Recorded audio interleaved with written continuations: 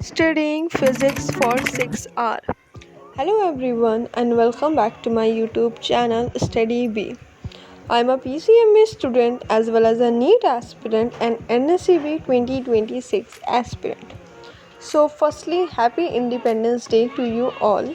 And now let's start this video. So basically मैं इस clip में टू डू लिस्ट बना रही थी जो मैं 15 अगस्त को बना रही थी। पर ये टू डू लिस्ट मेरी 3 दिन है, 3 दिन मैक्सिमम है कि 3 दिन में मुझे ये अपनी टू डू लिस्ट को कंप्लीट करना है। और मैं अपनी पुरानी टू डू लिस्ट देख रही थी जो मैंने 8 अगस्त और 9 अगस्त के लिए इसी में बनाई थी स्टिकी नोट्स में। उसके अलावा जो मेरी टू डू लिस्ट थी वो मैंने ऐसे रजिस्टर वगैरह में बना ली थी। तो इसको मैंने टिक लगाया। मैंने बहुत ही ज़्यादा ओवर गोल इसमें लिख लिए थे। 2 दिन में कोई भी इतना नहीं कंप्लीट कर सकता, मैं तो नहीं कर सकती।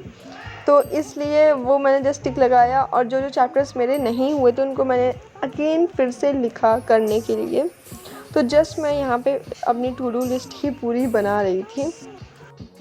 And already half yearly exams भी आ रहे हैं जो सितंबर में हैं और ऑलरेडी आज 15 अगस्त है। दिन जा रहे हैं तो तकलीफ़ हो रही है बिकॉज 11th का प्रेशर बहुत ज़्यादा है। तुम 10th में अगर तुम 2 दिन पहले भी एग्ज़ाम के पढ़ रहे हो तो मार्क्स आ जाते थे, एवरेज मार्क्स तो आ ही जाएंगे। पर 11th में 1 महीने भी बहुत कम लगते हैं। वो कितनी जल्दी निकल जाते हैं पता नहीं चलता।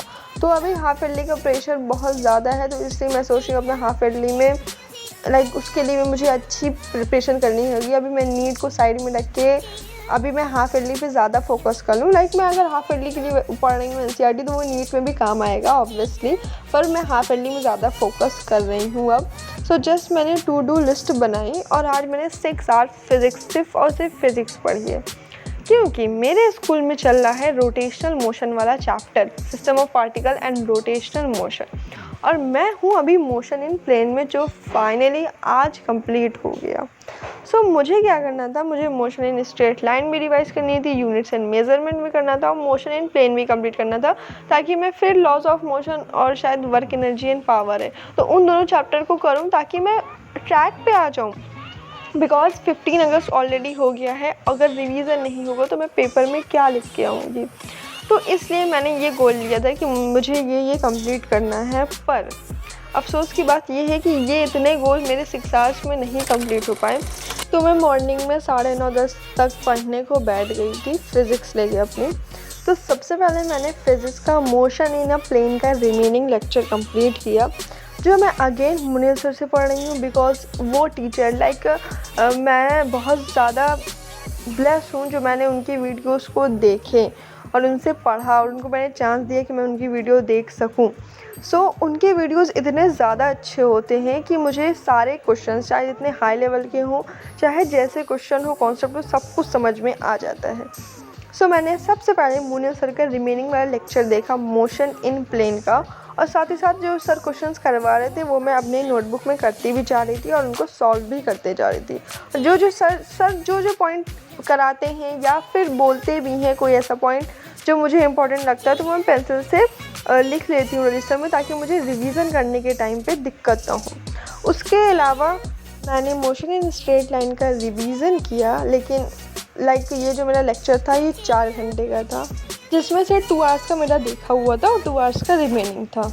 एंड थैंक गॉड उसमें सिर्फ और सिर्फ क्वेश्चन प्रैक्टिस थी, तो इसलिए वो जल्दी 2 आवर्स में ही कंप्लीट हो गया। मैं 2x पे उसे देख रही थी, पर जहाँ पे मुझे ज़रूरत पड़ रही थी वहाँ पे मैं 1.5x लगा के भी देख रही थी। तो जस्ट मैं क्वेश्चन उसकी प्रैक्टिस कर रही थी। उसके बाद मैंने आधे घंटे इसकी थ्योरी रिवाइज़ करने को दिया। देन मैंने 1-1.5 घंटे मोशन इन स्ट्रेट लाइन का रिवीजन किया। तो ऐसे मैंने 6 आवर में मोशन इन स्ट्रेट लाइन और मोशन इन अ प्लेन को कंप्लीट किया।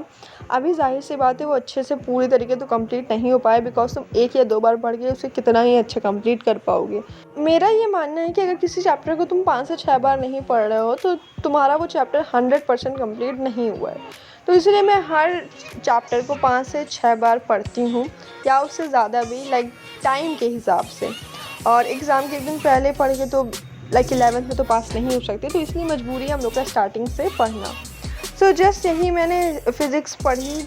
तुम लोग भी कमेंट में बताओ तुम लोग की पढ़ाई कैसी चल रही है, कैसे क्या सिलेबस वगैरह चल रहा है, सब कुछ बताओ। बैकलॉग्स अगर हो रखे हैं तो किस चैप्टर के हो रखे हैं या हाफ ईयरली एग्ज़ाम्स तुम लोग के कब से हैं। सो मेक श्योर कमेंट में बताना। और अब मिलते हैं नेक्स्ट वीडियो में। चैनल को सब्सक्राइब कर देना। सो या थैंक यू।